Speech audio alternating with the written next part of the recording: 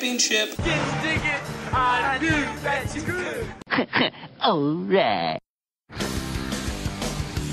And now it's time for another edition of the 12th Man Fan Jam.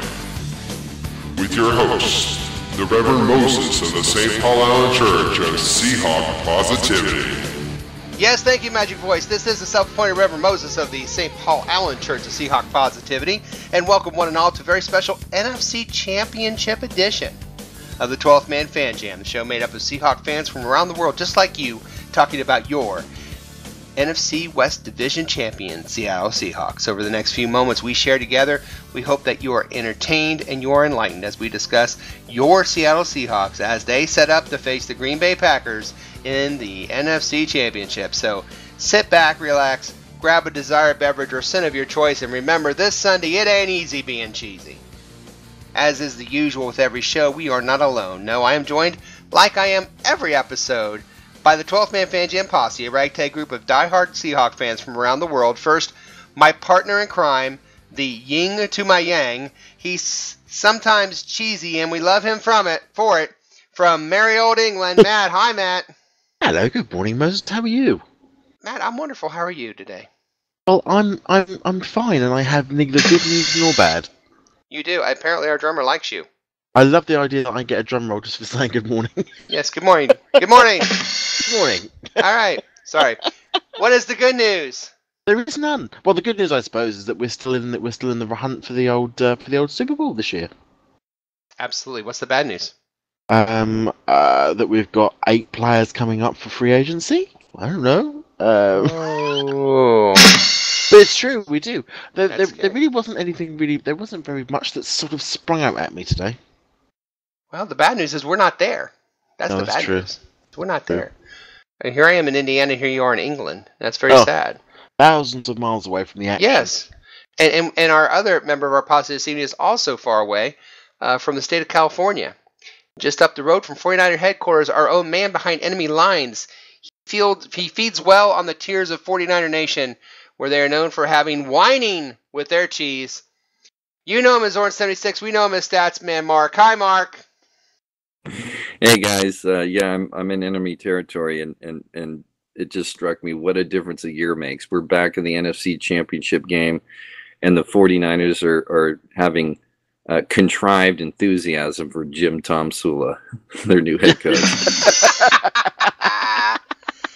The Jim Tomsula era about to begin in 49er world, and you know they're just loving it. Oh, this is who I wanted. This is awesome. Okay. The radio out here is just, I mean, even the people that are you're grasping at straws when it's, let's see what he does, and let's see what he does. That's her way of saying she has a nice personality, so let's enjoy the personality. But I had a friend said you can't screw personality, but we won't go in that right now. That's true. Hey guys, NFC Championship, we're back. Isn't that exciting? It's awesome. It is. It's amazing. For some people, it's almost unbelievable. Yeah, absolutely. But before we get too much into that, and we're really anxious to talk about it, let's talk about how the show's run. For those of you who listened before, thank you for listening. For those who are listening this first time, don't worry.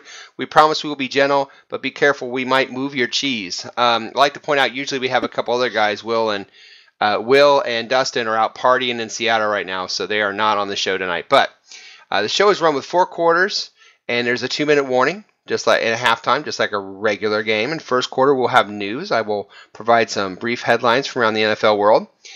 Quarter 2, of course, we'll talk about how we did last week. Last week's game, the victory, 31-17 victory over the Carolina Panthers, and our predictions, prognostications, and game balls. And we'll talk about that game. At the 2-minute warning, we'll do a headlines and punchlines, but it'll be a little different. What we're going to do is we have found some Chuck Norris jokes, and based on Cam Chancellor's performance last week, which we'll talk about in the second quarter, we're going to take those Chuck Norris jokes and replace Chuck Norris's name with Cam Chancellor, and came up with some pretty good descriptions of what Cam Chancellor was like last week, and really since he's been in a Seahawk uniform. At halftime, a special 12th Man Fan Jam halftime trivia, mano y mano, between the champion last week, which was Matt from merry old England, and the returning champion who did not defend his title last week, Mark. So, be interesting to see how that goes, champion against champion. It's like the WBC and WBA champion going at it. Very exciting.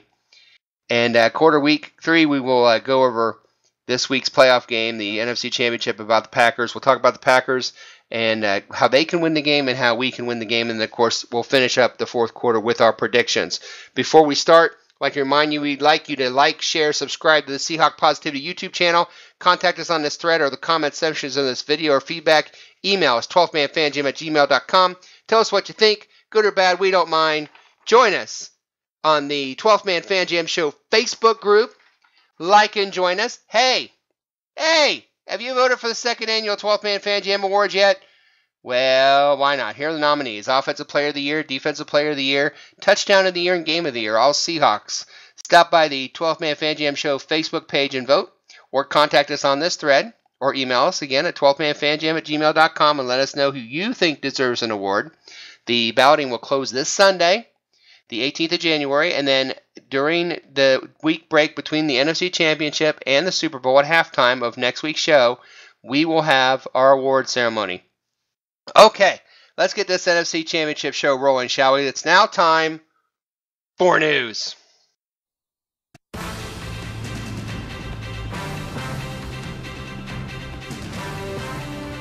Yes, news while you were too busy celebrating a win over the Panthers. And before I start the news, there is a story I'd like to share you all, a personal story, and it is news.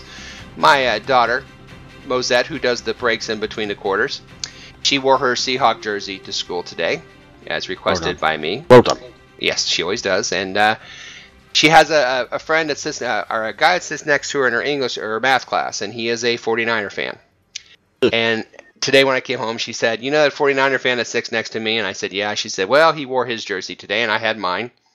And this is a true story. She said he had a wadded up piece of paper, wadded up in a ball, and he had his pencil like a baseball bat. And he was throwing the ball up, and he was trying to hit it, and he kept missing. And she said after the third time he missed, I turned to him, and she goes, you know what that reminds me of? And he said, what? And she said, that reminds me of your team trying to get in the playoffs this year. Ouch. I kid you not. My own Well daughter. done, Isn't she great? well done, Mosette. Well done. Mosette, bless her heart. Well done, Mosette. It's very true.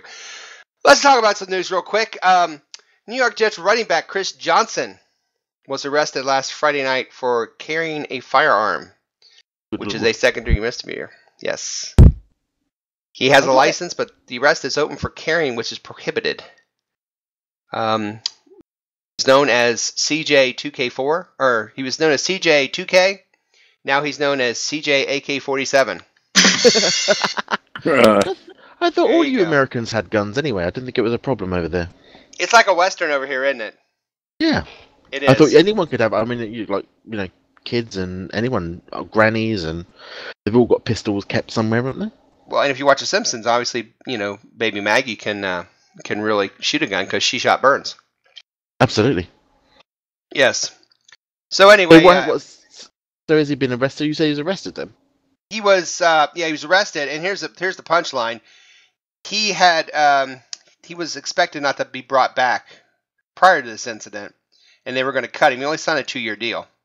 Right. So apparently this is going to be, he's a free man now. And what better guy to have on your team than a guy that gets arrested for carrying a firearm? So but isn't that sort of like a prerequisite? Isn't that like you need to have that if you're going to be in the Raiders or something? I think you're right. He'll be down there soon enough. Well, but thanks to the Plexico Burris gun safety course, he managed not to shoot himself in the leg.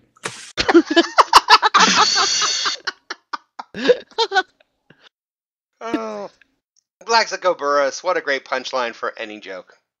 Boom. Yes, awesome. Well, congratulations, Chris Johnson, and good luck next year having a team. I just hope it's not ours. Well done, you. Yes. Hey, you guys remember Jonathan Martin, who was the guy that had the Richie Incognito situation? Yes. And then, he was being bullied, so he left. Now he's on the 49ers. Well done. Well, last Thursday, he and a friend from college were out shopping at Beverly Center in Los Angeles. Sorry. Just skipping along. When he said he noticed the shoplifting in progress at the Versace collection store a few yards away. He said one person had taken 3 purses and was running out of the store. Martin saw another person in the process of snatching items and sprung into action. Dun da da! He ran across the corner of the store, helped the security guard in corralling the alleged shoplifter. But here's my favorite part. The first alleged shoplifter got away and apparently went over and tackled Kaepernick for a 10-yard loss. So Nice. yeah, so he still can't protect, apparently. And the first guy was Richie Incognito. Oh, dear. So not you again. No. So congratulations on Jonathan Martin for being a hero, I guess, even though you didn't get both of them. He got one of them, and when you play for the 49ers, 50% is pretty good, I guess. Yes, absolutely. Yeah. Yeah. And security will still mess up that replay of the Yes, they will. Oh, my God. O.J. Simpson hasn't been in the news very much recently. But he did win the Heisman in 1968.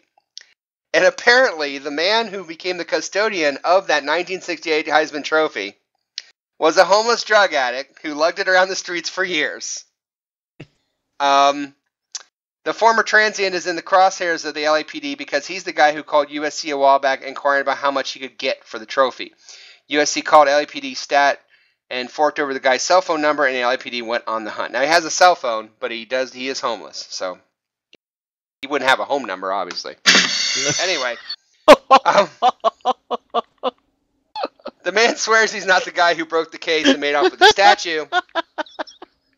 He did say he traded it for listen to this, he traded the trophy for a burgundy Honda Accord and $500 cash. Wow. That's not even a joke. That's the truth. Did he then drive off down the road with loads of helicopters behind him as he's sort of like trailing him down the road? No white Bronco. Did he have a pair of gloves that was too big for his hands or too small for his hands? Here's the best part. Go ahead, Mark. I was just going to say, was his name in lights from Hertz Rent-A-Car? Oh my God. Here's shortly after I'm reading this story from TMZ Sports, by the way. Shortly after he got the Heisman, the man says he lost everything and became homeless. Which is so true, the Heisman. I got the Heisman. How are you, Tim Tebow? Yeah, Tim Tebow's going, I feel you, brother. I feel you. Tim Tebow's going, yeah, I got the Heisman. Look what happened to me. So a homeless dude has got more media coverage than Tim Tebow has. Basically, over Heisman. Yeah. He's had it for 17 years. In a related note, I have Ronald Goldman's Employee of the Month plaque from October 1993. So if anyone's looking for that. Oh. What sort of car are you going to get with that? The kids, you know what? That was really low. But the kids dig it. Kids, you dig that? Yeah. Kids are in my corner. Ronald Goldman, Employee of the Month plaque. Look for that. I've got it. October 1993. Okay. Ooh. Finally. Thank God. Thank God. The next Thomas Edison could kick your ass. Because the NFL star Bernard Pollard has a countertop organizer he invented last year that blew up in sales this holiday season. Pollard, who won a Super Bowl with the Ravens in 2012, invented a bathroom countertop organizer last year called the Smart Sinks Tray, and says he was inspired by tiny sinks out in Baltimore. I've never been to Baltimore, but apparently I do not want to wash my hands in Baltimore because they have tiny sinks. Who knew? When I hear tiny sinks, I think of sinks that are like 2 foot high off the floor. Dustin, where are you?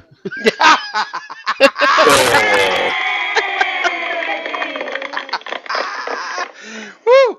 And I'm going to put a picture up. So this is, excuse me, what you're seeing right now is the Smart Sinks Tray. This is an invention by a former NFL player, Bernard Pollard, and he is like really, really exploding with this. Sales spike at nearly 60%. Now, we don't know if he went from 3 to 4 or what that meant, but it's a 60% spike. Let's not the East Coast went crazy for it. They go for that kind of stuff. It comes with, and also if you get the special order, because he is a Raven, you can get a box set with that and the Ray Lewis gun rack. So Woo! Only here where you hear jokes about Ray Lewis and guns and Ronald Goldman in the same area. So much to get sued for. I know. I'm glad no one listens to this show.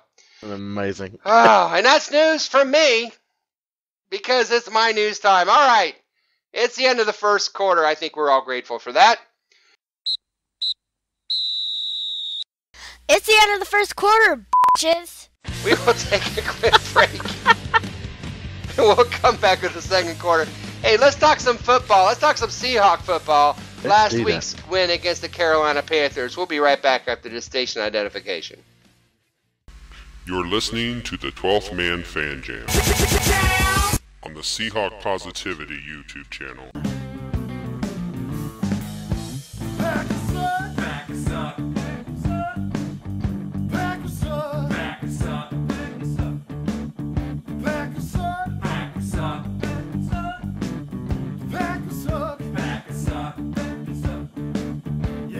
Gonna beat you now, so get out of our town.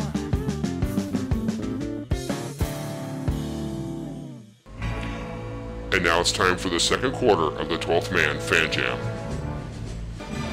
Here to take you through the second quarter is once again our host, the self-appointed Reverend Moses of the St. Paul Allen Church of Seahawk Positivity.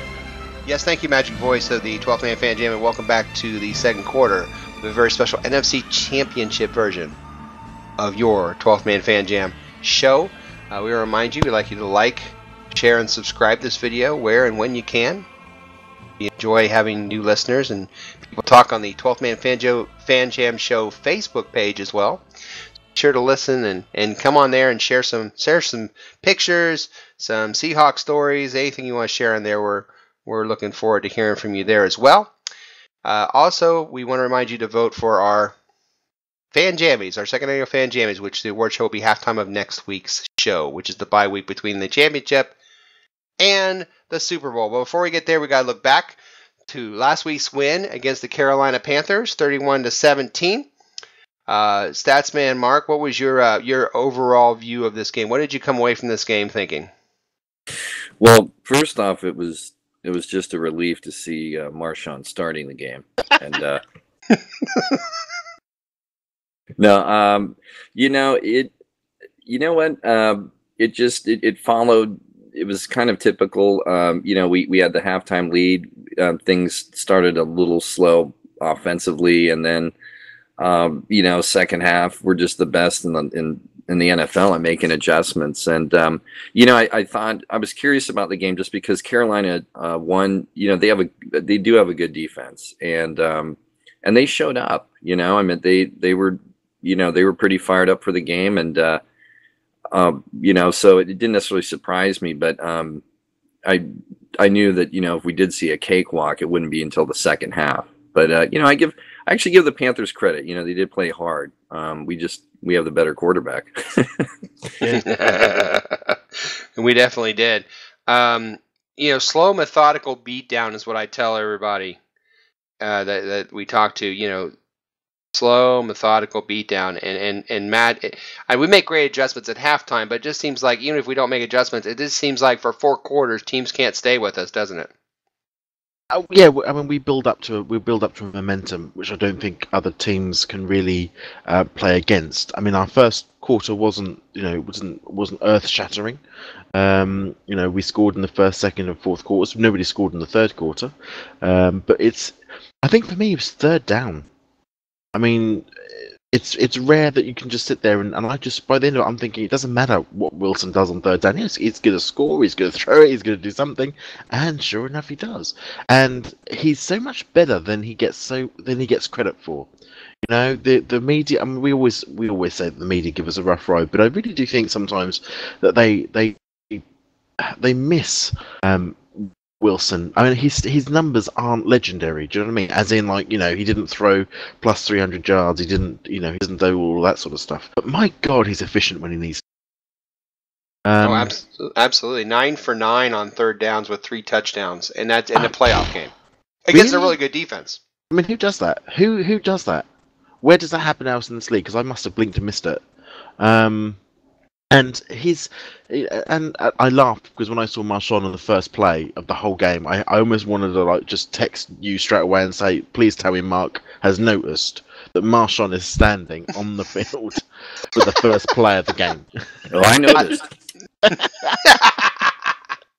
I'm sure he did. But no, it's slow. Yes, it's a methodical. I mean, I think there are still some things which made me slightly concerned, and maybe we'll come to those in a second. I don't know what you want to do next, but for me, yeah, slow, methodical beatdown as always. But third down efficiency, Russell Wilson once again proving that he's not a game manager. He's a really good elite quarterback.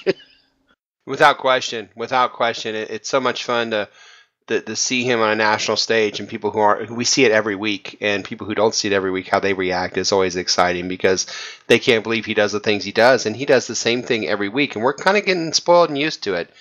But overshadowed, of course, was the performance of Cam Chancellor, which we'll get to in a minute. But something I took away, if you gentlemen haven't seen Inside the NFL yet, two things that I took away is why I'm so confident with this team, not just for this week, but in the years ahead. And I say years. During that game, when I think the Panthers answered, made it I think it was 17-10 at that point, maybe. Or it was 24-6. I don't know. Anyway, they had answered, and it had been a 7-point game. And Russell Wilson going over to Bobby Wagner and saying, it's time. Let's go get the doubters. Let's go get the doubters. And I just thought, wow. I mean, just those guys are together. I mean, offense and defense. It isn't offense and defense. It's just a team of 53 guys that love each other. And then hearing Richard Sherman go into Thomas's face, and I'm paraphrasing, but it was kind of what these moments do. They exploit greatness. This team, these guys aren't afraid of the spotlight. They aren't afraid of the big game. We always talk about that. But the reason they're so good in the spotlight is because they relish it. They want to play the best teams. They want to play in the biggest games. They want to dare to be great. They're not afraid to be great. They're not afraid of the spotlight. And that's something that great teams have. The Steelers of the 70s, the 49ers of the Montana era, they had that greatness, and they knew that they were, not necessarily knew they were great, but they weren't afraid to see how great they were week after week after week. And that's what these guys do, I think. Yeah, totally. Absolutely.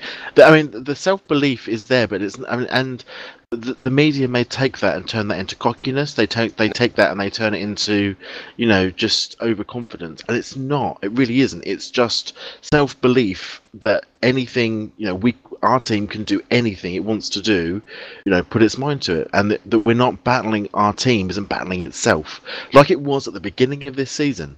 And that's where, and if we want to show the mirror, the contrast between when a team is fired up and is doing, playing as a team, as opposed to is playing, in some sort of against themselves, really, for who's going to stand brightest in the spotlight, who's going to get the highest contracts, who's going to get the most money. If you just go down that route, you don't win championships because you're not playing as a team; you're playing against each other. That's right. I agree. Mark, what are some things that kind of concern you from that game? From Carolina? Yeah. No, from us. Some things that concern about the Seahawks.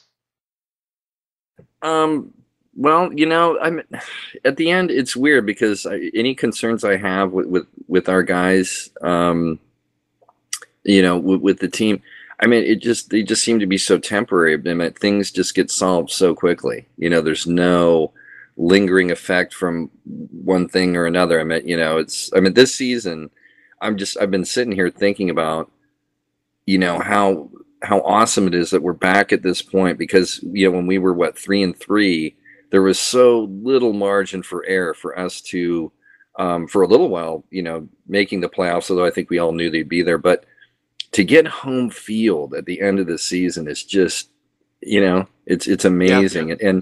And it turns out, and I think we probably talked about it at the time, that we absolutely knew opening day or our first game, week 1, this game was going to play a role in playoff seeding. And of course it ultimately ends up deciding us getting home field advantage. And it was a heck of a way to start the season. And now, there's a rematch, and and we're really on top of our game. So any concerns I have, and of course, Moses gets to read those in-game texts from me.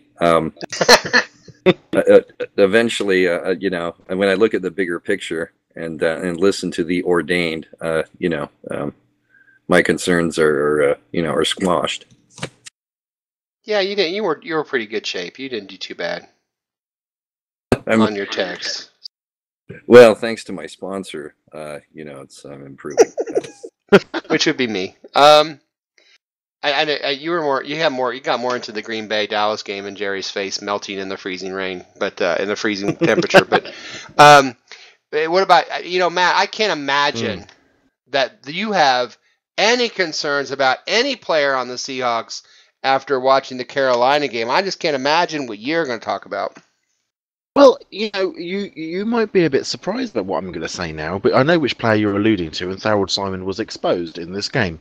Yes. He was in for Byron, who couldn't apparently breathe, I think was what Pete Carroll said, was that he was having trouble breathing and therefore didn't feel that he was able to go in and do his best for this particular game. Right. But I'll tell you this now.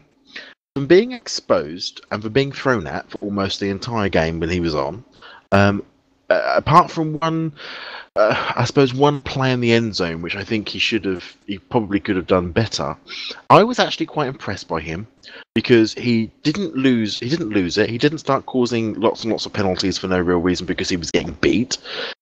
He stuck with it. He was in their faces. He wasn't particularly the most efficient corner I've ever seen. But good on you, Harold Simon, for sticking in there when, quite frankly, you were the weakest link in the chain on the field at that time. And he didn't fall apart. He didn't become a complete liability. But obviously, they spotted straight away that he was the person to throw against. So yes, I'll talk about him. Yes, I think he was exposed. Yes, I think he was the weakest link. But no, well done him for sticking with it and taking the lumps because they came. So you actually just praised Harold Simon on this show? I did. No, I absolutely did. And Say what? I know, even I myself am shocked to my very core that I had to say that. But even I can't sit here and say that the kid, he was a liability, but he didn't give up anything. He kept with it. He kept his cool. He kept his composure. He kept up with the receivers. Yes, there was the play in the end zone. I think he should have made a better job with. But he's a rookie, big deal. But well done him. There we go. I'll be fair. I'll be critical, but I'm fair. Very nice, very nice.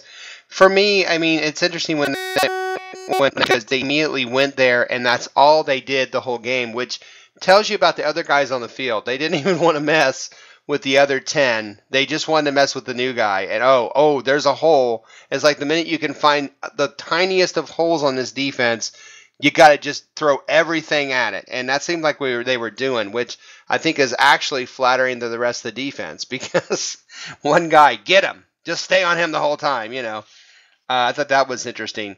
Sorry, Moses. One thing to bring up from what Mark said, whether we were playing this in Lambeau Field or whether we were playing this game at Seattle, I wouldn't be scared of playing at Lambeau, to be honest.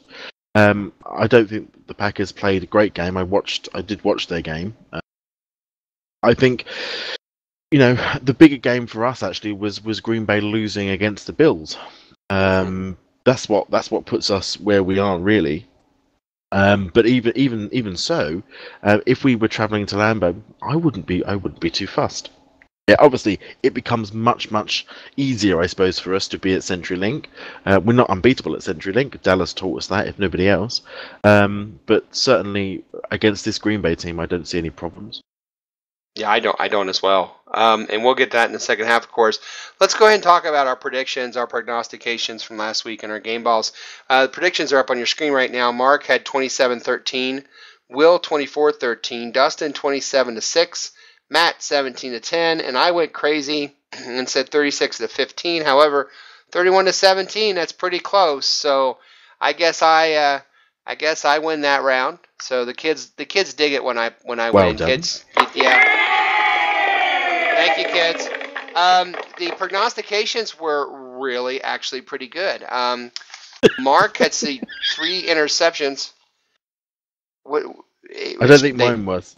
Well, okay. Mark said Cam Newton had 3 interceptions, and aside from an Earl Thomas overturn, he would have had that. Will said Bennett with 2 sacks, and that did not happen. Dustin with a Thomas pick 6. It didn't happen. I said a Sherman pick 6. Now, he got an interception, but that didn't happen. And, of course, Matt, begging for the B-Walt experience, but it didn't happen. But you tell me that when he did that one run, that one return, that you weren't expecting that B-Walt experience to be there. I have explained to my son, little Mo, my little 9-year-old son, what the B-Walt experience is, and he said, "You're joking, right?" I said, "No, that's really what we're looking for." And when he caught the ball, I said, "Here comes the experience," real loud. And then he got tackled, and he looked at me with a face that was like he'd just gotten underwear for Christmas. He just looked at me with a scowl like, "Are you kidding me, Dad? Really? Really? That's the B-Walt experience?" Yep. So, no B-Walt experience, sadly. And finally, the game balls. Mark had said Russell Wilson. It's just an amazing performance by Russell Wilson. I think it was 149.3 quarterback rating. 9 for 9 on third downs with 3 touchdowns. And a playoff game is unheard of. Will said Bennett. Matt said, of course, B. Walt for the experience. And I had said Lynch, who had a very good game. But Dustin came up with Cam Chancellor. Yeah, he wins. So, I mean, I don't think so. Congratulations, Dustin. You get a free Green Bay Packer cheese shredder that we'll be sending to you soon. Speaking of Cam Chancellor, that takes us to our 2-minute warning. Holy shit, it's a 2-minute warning. In our 2-minute warning, this scene right before halftime on this show, we are going to do another wonderful 12th Man Fan Jam edition of Headlines and Punchlines.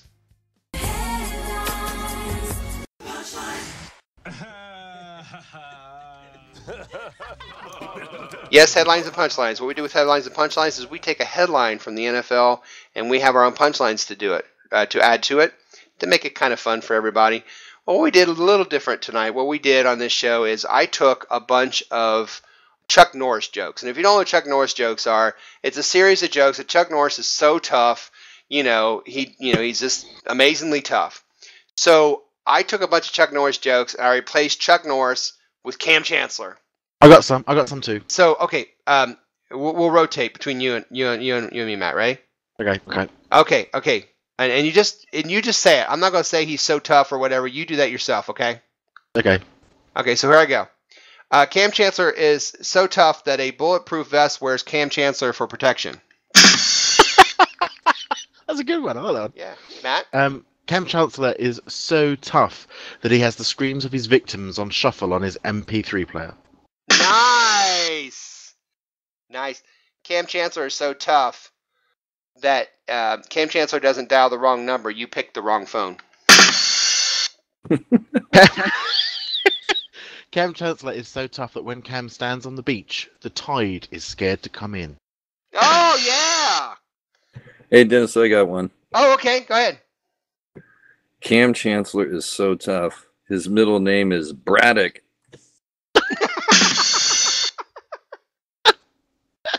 Oh, Lord. Cam Chancellor is so tough, his calendar goes straight from March 31st to April 2nd because no one fools Cam Chancellor. Nice. Matt, you got any more? Oh, sorry. Cam Chancellor is so tough that Cam Chancellor can give a paper a cut. Mark, anything? Cam Chancellor is so tough that Jim Harbaugh left town and the Niners hired Jim Tom Sula.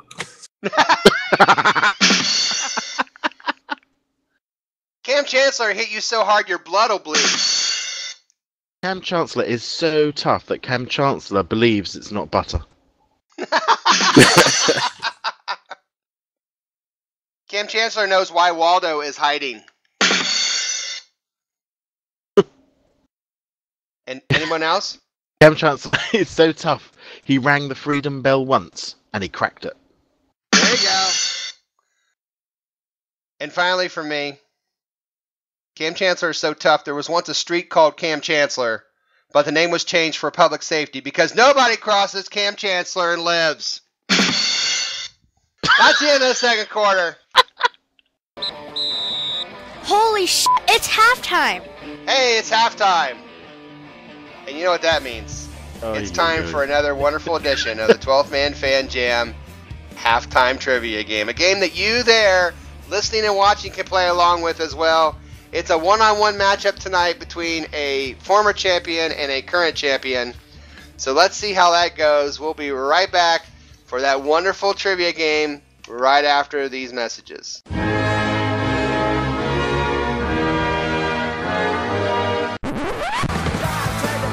Hey, this is Matt, all the way from merry old England, and you're listening to the 12th Man Fan Jam.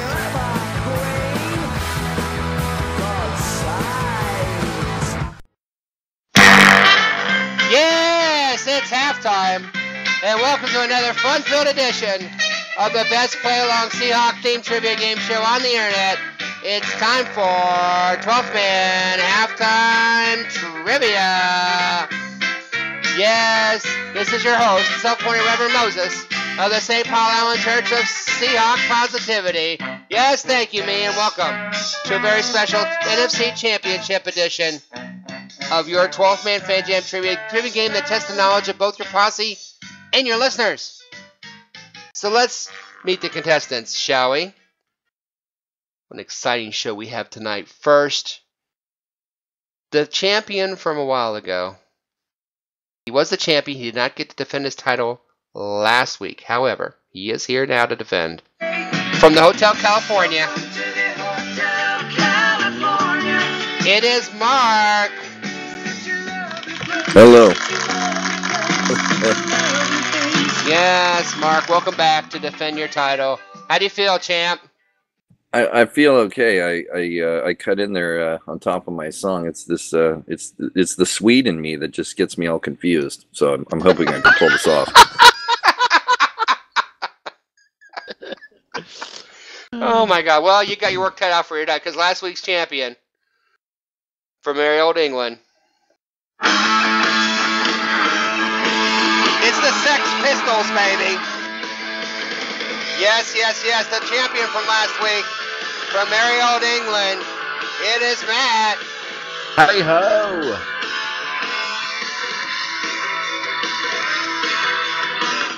Hi, Matt.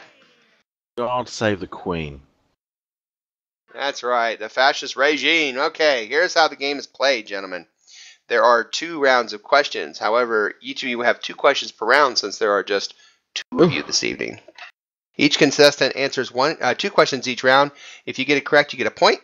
After the 2 rounds of questions, there will be a final trivia question worth 2 points. And if there's a tie, then we will go to a special secret overtime question, and the winner will indeed take it all. The questions and possible answers will be displayed on your screen here on the YouTube channel.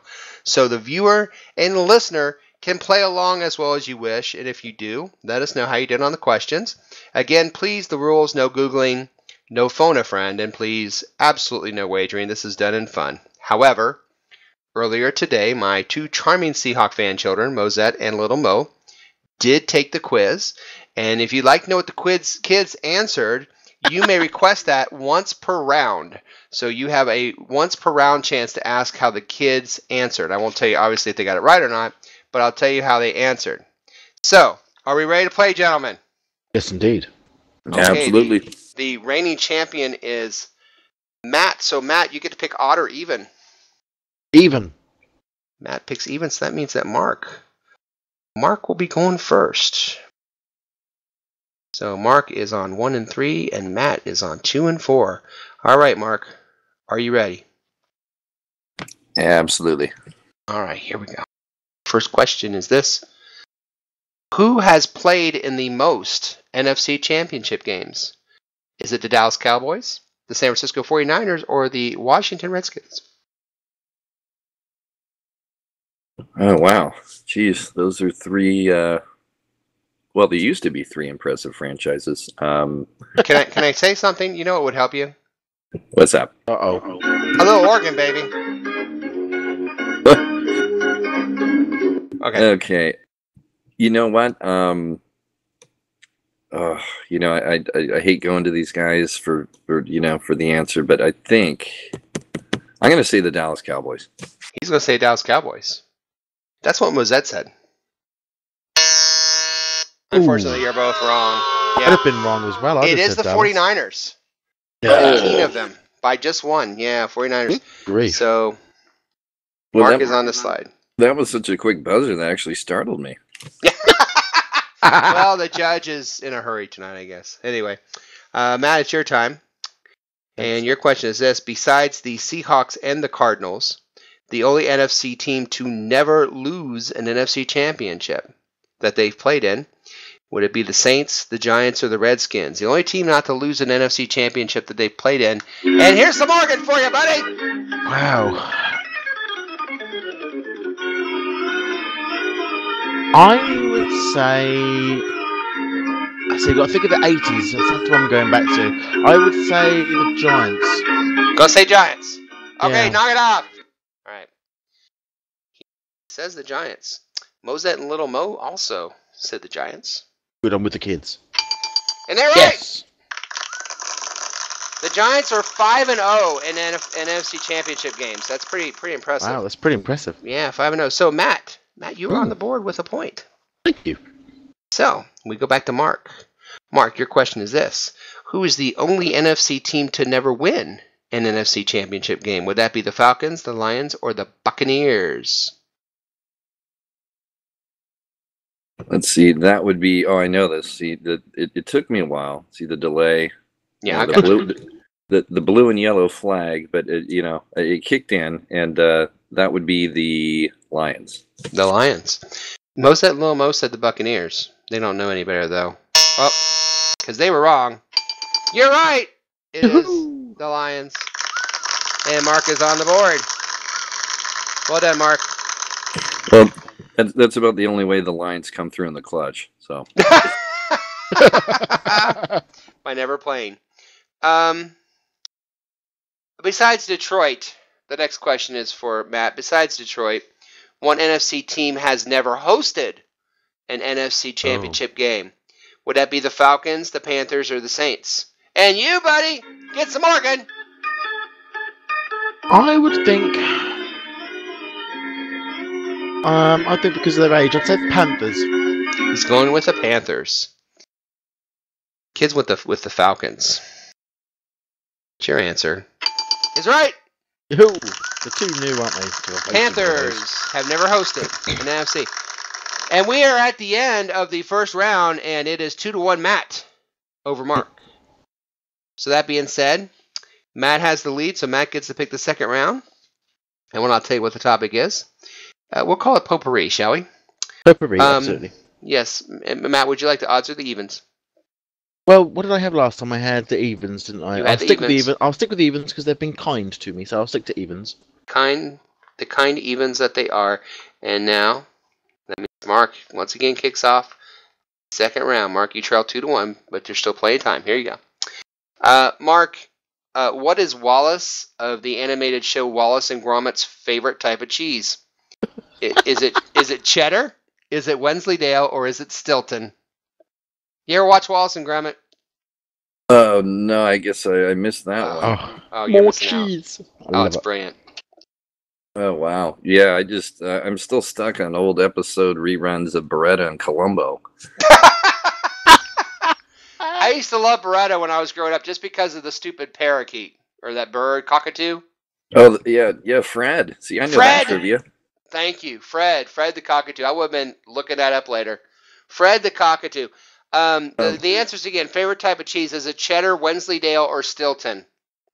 I got to exercise my right to consult the ordained children. The ordained children. Yes. Holy children. The ordained children. Mosette and Lomo both said the same thing. They said cheddar was the answer for Wallace's favorite kind of cheese. Hey, it sounds good to me. Sharp Tillamook cheddar. I'll go with that. All right. We're going with cheddar with the kids. You shouldn't have gone with the kids this time. Wensleydale. Wensleydale. Everyone knows it's Wensleydale. I mean, come on. No. Excuse me. All right, Matt. Yes. Another English question for you. Are you ready? Oh, wonderful. Yes. In the Watch me get this wrong. in the Monty Python cheese shop sketch, what makes the cheese shop the best cheese shop in the district? Is it its variety of cheeses? Is it its cleanliness, or is it its atmosphere? What makes the cheese shop in the Monty Python sketch the best cheese shop in the district? Its variety of cheeses, its cleanliness, or its atmosphere? And speaking of Monty Python, here's some organ, baby. I don't need any organ. My brain's doing circles. Oh, why can't I think of this? Great skit. Oh, it's amazing as well. Love the skit. See, now do I use it up? Do I use up my? I think I'm gonna have to. What did the kids say? What did the kids say? The kids said, Mosette said it's variety of cheeses, and Little Mo said it's atmosphere. I was hoping they were going to go with the other ones. Okay, I'll go with it. I'll go with the atmosphere then. We'll go with the atmosphere. You'll go with Little Mo. No. Damn it. It's cleanliness. Really? It's cleanliness makes it. What makes this cheese shop the best in the district? It's cleanliness. Well, it's certainly clean because it doesn't have any cheese, is the reply from John. Yes. Oh, for crying out loud. Yes. So, we go to the next set of questions. Okay, Mark. There was a movie called Benny and June a long time ago. And there was a person on that show that used an iron, that you used to iron clothes, and they made a grilled cheese sandwich with that iron. Who was the actor that used an iron to make a grilled cheese sandwich in the movie Benny and June? Was it Johnny Depp, Mary Stuart Masterson, or Aidan Quinn? Who made the grilled cheese sandwich with an iron? Oh, wow. Catch the cheese theme? Yes. Oh, my goodness. Benny and June, I was in the middle of a blackout when I saw that movie.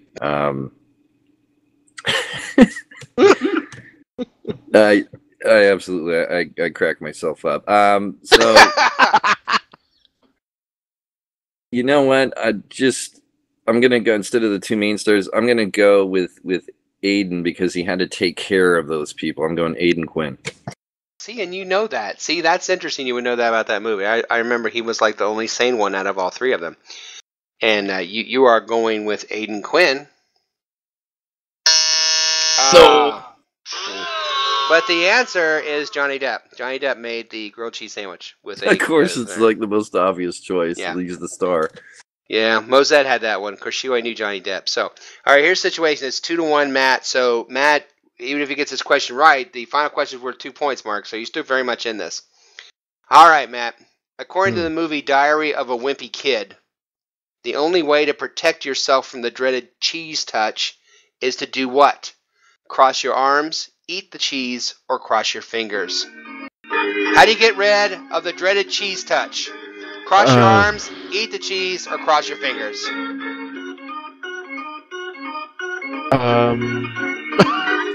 I have absolutely no idea. Give me the options again. What were the options again? Cross your arms, eat the cheese, or cross your fingers. Cross your fingers. I have no idea. Cross your fingers. He says cross your fingers. It's cross your fingers. Total guess. Yep.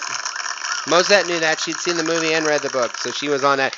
And we go to our final round, the final question. 2-pointer. Matt has a 3-1 lead. However, the last question is worth 2 points, so you never know. Of course, Mark will give the first question answer. Matt will give the second question. It is a number game again. The closest one without going over wins the 2 points. If you're both over, then the one closest to the number gets the 2 points. Here we go. Are you ready, Mark? I am. I gotta say, I feel like the USA soccer team, and that Matt's like RW on third down. Ooh, nice for one of them. Okay, here we go. Let's see if you can outwit Russell Wilson. Here's your question. Last year's NFC Championship game played in Seattle. How many total penalty yards were there between the Seahawks and the 49ers combined? The Seahawks and the 49ers combined for how many penalty yards? Oh, boy. Wow. I can't remember. Oh, good God. I am going to go with, let's see here. I'm going to go with 133. Matthew? Good number. That's a good number. I'll do a Price is Right, which is fair, because this is the sort of time when you do that. I'm going to go 132. So Mark has 133. Matt has 132. The correct answer is 131. Oh my god. Oh! And that means the champ is back, baby! Oh! What am I? Matt held him off. I didn't think it was going to happen, but it did. Unbelievable. What? Well played, Oh, sir. my Well goodness. played. Thank you very much. Matt, congratulations. Thank you very much. Yes, we're going to take a break. We want you to stay tuned for a very special presentation of a B-Walt experience following this 12th Man Fan Jam Trivia show. We hope you learned something. It's been another crowd-pleasing, heart-stopping, award-winning 12th Man Fan Jam halftime trivia. We'll be back after this quick station identification. One man, Oh, nice move. What a move. one legend. Touchdown, Seahawks. Bothell, Washington, Bryan Walters. Bryan Walters, he's into the end zone on a quick screen to the right side. Blink, and you'll miss it. Coming soon to a stadium near you. B-Walt, the experience. So this weekend, are we getting one of the returns for a touchdown? It's there. It's coming. It's coming. Oh, definitely. Definitely. Definitely coming.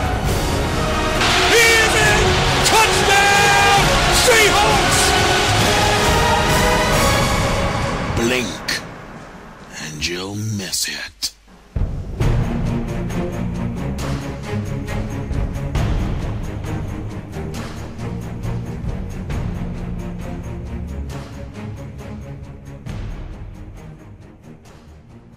It's the third quarter, bitches. Yes, welcome back to the third quarter and the start of the second half of the special NFC Championship edition of the 12th Man Fan Jam Show. Alongside the self-appointed Reverend Moses of the St. Paul Island Church of Seahawk Positivity is Matt from merry old England, and of course Statsman Mark. So we're very excited to start talking about this championship game between your Seattle Seahawks and the Green Bay Packers. The Packers come in after defeating the Dallas Cowboys in Lambeau last week, and now they come into Seattle 7.5-point underdogs. But they do have Aaron Rodgers, they do have Eddie Lacy, they do have Clay Matthews, they do have Clinton Dix, and we'll see what kind of impact they have on this game. We'll start with Statsman Mark. Mark, how do the Packers are extreme underdogs here? How do they win this game in Seattle? Well, before I get into that, I gotta congratulate Matt on winning halftime trivia, and I Romo'd the third round, and No, just up Yes! laters, mate. Soccer. or you could say I Air Manning'd it. I like that one better, but I like the Romo it. Are you sitting with your head on the ground, like your hands in your head? And Well, not quite that bad, but I'm just realizing even my one-liners are cheesy. you're fitting right in, man. You're fitting right Who's in. this game? Okay. Oh man, I love me some me.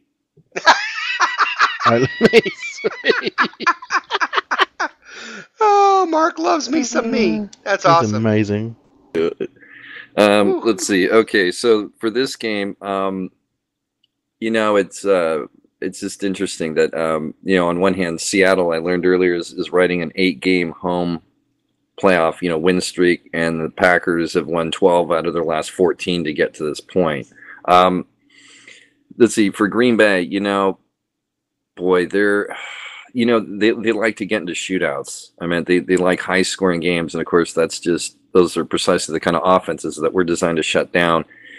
I think really it goes against their nature, but I just think Lacey's going to have a huge game running. I think Green Bay just needs to burn as much clock and afford the Seahawks fewer opportunities. To put pressure on us. Maybe to give us only maybe 9 or maybe 10 drives max instead of 12 or more. For the game, it's just going to be very tough for them, and they're going to need huge plays. I think maybe they'll need some special teams, kind of turnovers on our end. It's just the margin for error for Green Bay is really narrow. And we'll see how mobile, the fact that Aaron Rodgers isn't very mobile, that he's still gimpy, even though ET isn't buying it. It's just going to be very tough for them. But I would say they need to really be able to run the ball. And Jonathan Stewart had over 100 yards against us last week. So I just think running the ball is their best bet. Yeah, I agree with that. Matt, I was watching that game, and at first I wanted the Cowboys because I wanted revenge for the loss and all that, how wonderful that would be. And then I watched Aaron Rodgers, and I watched Aaron Rodgers not move at all, even though there were times where he clearly had, in his past, this is where he would run. And he really prefaces by saying, I like the Green Bay Packers. I like the organization. I like Aaron Rodgers. I think all their players are class acts. I think it's class organization. I like the team and the organization. But I watch Aaron Rodgers not being able to run, and to me, I think that's going to be a huge issue for us, Matt, because we're not the Cowboys' defensive line, and I saw at least 4 or 5 times where our guys would have got there. Georgia, no, I mean, I do think that Aaron Rodgers was injured. I put it that way. I think he was injured. Is he injured right now? I'm not so sure. But so I sort of agree a little bit with ET. I wouldn't sit there expecting Aaron to run like Russell Wilson. He never has done, so I don't expect that. But he is dangerous in the pocket anyway. So it doesn't really matter whether he runs or not. If his receivers are able to get open, then he'll try and make a play for them. The question is really, for me in this whole game, is will he stick to throwing to one side of the field only, like he did in the first game? Will he air it out over towards Sherman? And I think he will. I think he'll have to, because he sort of embarrassed himself the first time round by not doing it.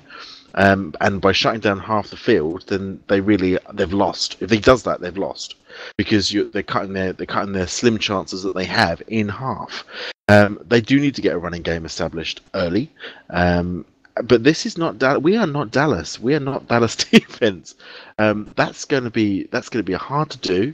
I think we're going to shut them down on the throw game. I would expect Irvin to come off the blocks fast. I would expect Avril to be. I just expect Rodgers to have a pretty horrid time of it, to be fair. And I expect there to be, a fair amount of sacks. A fair amount of what? Sacks. Oh, sacks. Sacks. Oh, I thought. Sacks. But I agree with you. Green Bay is one of those teams that I like watching. I like watching Green Bay play. I liked watching them play Dallas. They're a team that you can sit back and enjoy the plays that they make. They have intelligent coaching. They have a great quarterback, because he is a great quarterback. Whether he's the best ever, if you listen to Stephen A. and all these other people, he's the best ever thing ever. I'm not so sure. But in any case, he's a great quarterback to watch. They've got talented members on defense, talented members on offense. So I don't think this will be a pushover. I know that they're coming in this with points against them, so to speak, but I wouldn't put it as that. I think we always get a good game against Green Bay. Yeah, and we'll have a lot of sacks. You can't get sacks out of your mind. No, we won't have a lot of sacks. Well, you said there'll be a fair amount of sacks. Sacks. There will not be a fair amount of sex on the field, I would assume. Fair amount of sacks. Okay. Whew, I was worried there for a minute. Yeah. It's unlikely. Unlikely that's going to happen. No. I like the Green Bay Packers, but not that much. I like them, but I don't like them. So Mark, what do we got to do? Just show up, or is there a game plan that we have to have in play? Well, I think we all would agree that it is absolutely crucial that Marshawn Lynch is out there for the first play of the first possession. You know what, Mark? You know, the kids absolutely love Marshawn being out there. So, hey, kids, Marshawn needs to start. Yeah. The kids dig that, Mark. Go ahead. Oh, man. Well, this is where, I think, this matchup is really favorable. I think, and we'll get to an official prediction later, of course, on this, but I think we're going to score over 30 points in this game. You can throw on Green Bay, and we should be able to run on Green Bay. I think it's kind of it's just one of those things where it's up to Bevel how he wants to set it up. I'd like to see us throw. I'd like to see RW get into a rhythm early, have the pass set up the run early on, and just keep them on their heels. They're probably going to crowd the box, put 8 in the box, whatever, because everybody's goal is to stop Marshawn if you can. And of course, the guy's so powerful, he ends up carrying 3 defenders on his back for 4 extra yards. But I expect Green Bay to crowd the line early, and it would be it'd be huge for us just to get that passing game going, get into a rhythm. Maybe we take a shot deep early on, but I think we're going to be able to move the ball really well against Green Bay. Yeah, I do too. Again, inside the NFL, had Luke Kuechly mic'd up, and at one point he's sitting on a bench, and he turned to the one defender that's been there forever, and he said, "Whew, he's a load." And I thought that was pretty funny. But yeah, I know he's talking about there. No doubt 24 is a load. Matt, can I throw you some stats on how dominant our defense has been historically? Would you like to hear some of those before you comment? I'd love to hear some of those. The yards per game allowed by Seattle's defense this season is 267.1. That's the fewest in the NFL. No one else is under 300. And it's actually 6 yards less than last year's defense. So they're actually better than last year as far as yards per game. Now, they are up a point from points per game. However, 4 teams this century, the 2001 Colts, the 2008-9 Lions, and the 2011 Buccaneers, have allowed more points in an entire season than the points the Seahawks gave up in 2 seasons combined. That's pretty crazy. You think about that. In the 2 years our defense has played, in 2 whole seasons, these other teams gave up that same amount of points in 1 season. Yep. That's pretty crazy. Yeah, go ahead. No, absolutely. I mean, give us some more. Give us some more. What else 2 more.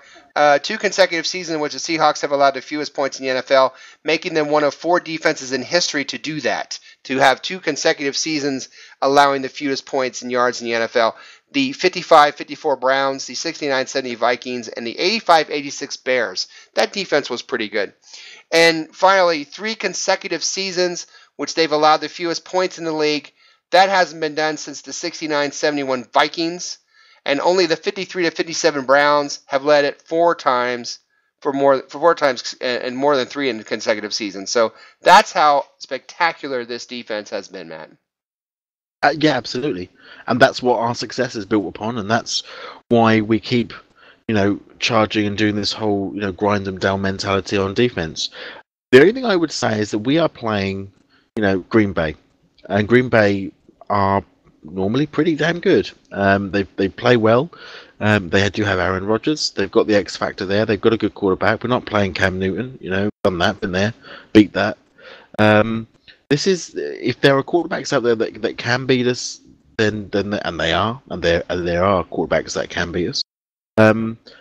Which is one of the reasons I'm quite pleased to have Green Bay rather than Dallas, because I think Dallas would have been far more of a sort of wild card against us.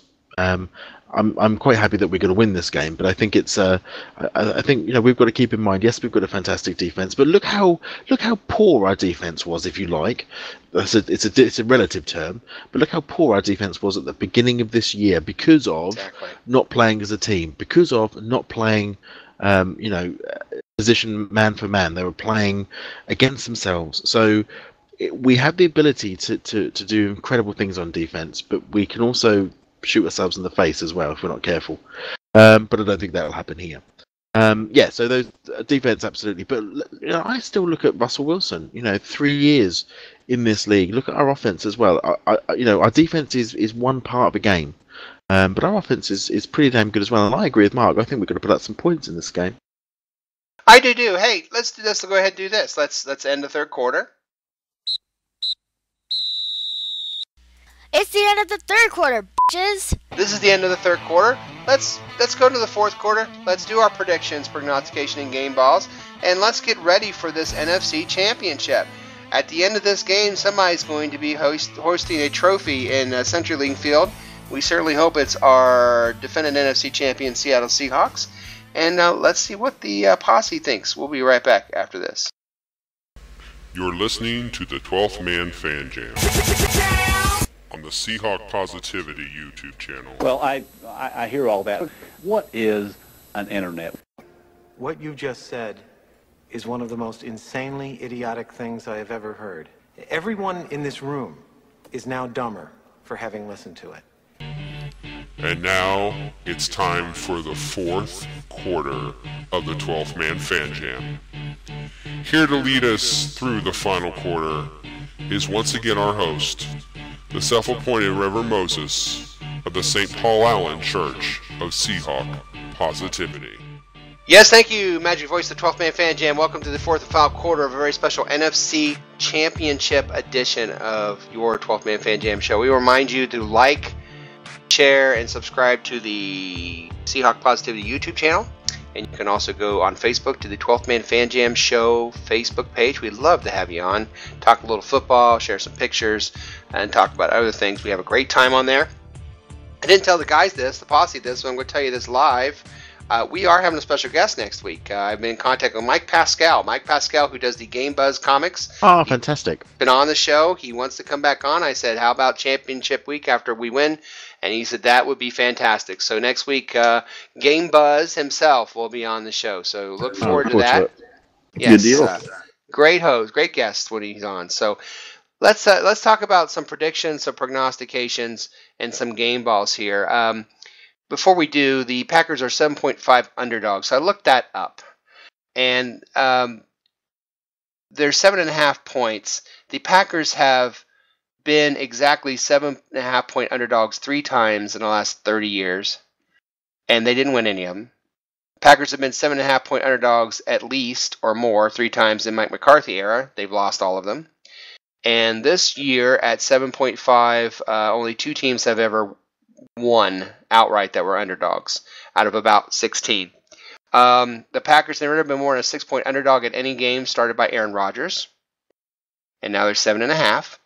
7.5 point spreads win about 22% of the time overall. So you're looking at about an 8% chance for the Seahawks to win.